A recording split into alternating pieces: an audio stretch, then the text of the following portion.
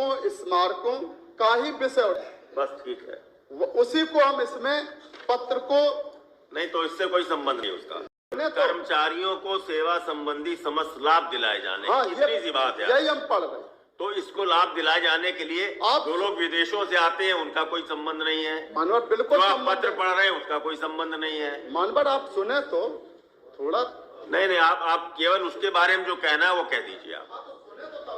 हाँ कहिए, नहीं कहिए, आपके 15 मिनट हो गए हैं। नहीं, हाँ अब आप 15 मिनट नहीं मिलेगा, आप 4-5 मिनट की बात कह ददीजिए। स्मारकों, संग्रहालयों, संस्थाओं, पार्कों, उपवनों आदि के प्रबंधन, सुरक्षा एवं अनुरक्षण के लिए कुल 7,265 पद सृजित हैं, जिनके सापेक्ष 5,281 कर्मचारी कार्यरत हैं। इन कर्मचारियों की कतिपय मांगे समस्याएं ज्ञापन देकर मेरे सामने प्रस्तुत की गई।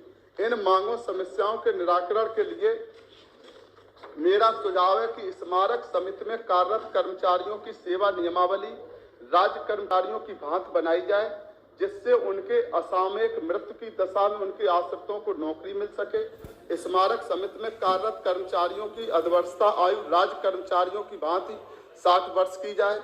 स्मारक समिति में कार्यरत कर्मचारियों के लिए लागू CPF योजना के स्थान पर न्यू पेंशन स्कीम NPS योजना के अंतर्गत उनका खाता खोलते हुए कर्मचारियों का अंशदान व विभागीय अंशदान जमा कराए जाने की व्यवस्था की जाए।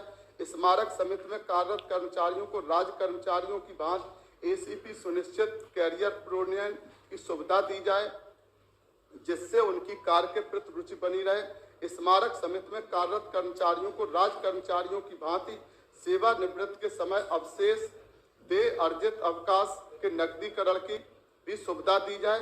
सम्यक रूप से स्मारक समिति में कार्यरत कर्मचारियों को सुविधाओं में राज्य कर्मचारियों की समता प्रदान करने की मांग की गई है, जिसमें वित्तीय उपाय नियत है। इस संबंध में शासन द्वारा ही निर्णय लिया जा सकता है। मानवर ये नहीं, बस हो गई आपकी बात। ये पत्र भी मानवर दिया गया नहीं, आपकी बात इसके संबंध में मानवर हमने आज प्रश्न भी लगाया माननीय मुख्यमंत्री जी को कि क्या नहीं प्रश्न तो उसमें मानवर स्मारक प्रश्न का जिक्र मत करिए। कर्मचारियों द्वारा अपनी सेवा संबंधी विभिन्न मांगों को लेकर विभिन्न माननीय अम्बेडकर जी मानवर जो माननीय अम्बेडकर जी आपने सुनना बंद कर दिया है।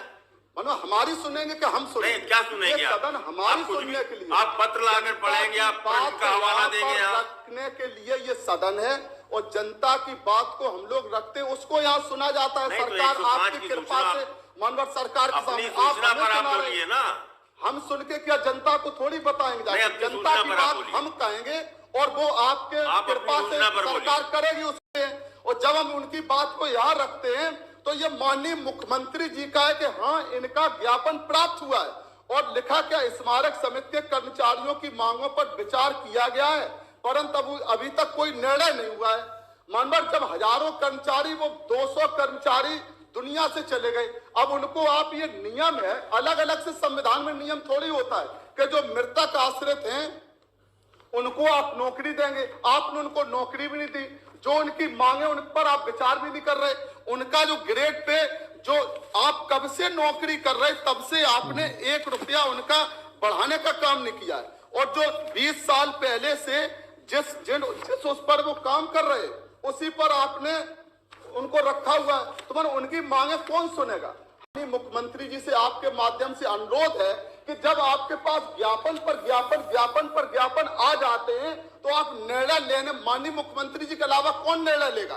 तो आप ये सरकार हमारे ख्याल से जवाब में कहेगी कि हाँ हम इन कर्मचारियों की मांगों को स्वीकार करते हैं, उनकी जो मांगों का उन्होंने ज्ञापन दिया है उन मांगों को आप स्वीकार करने, यही हमारा अनुरोध है।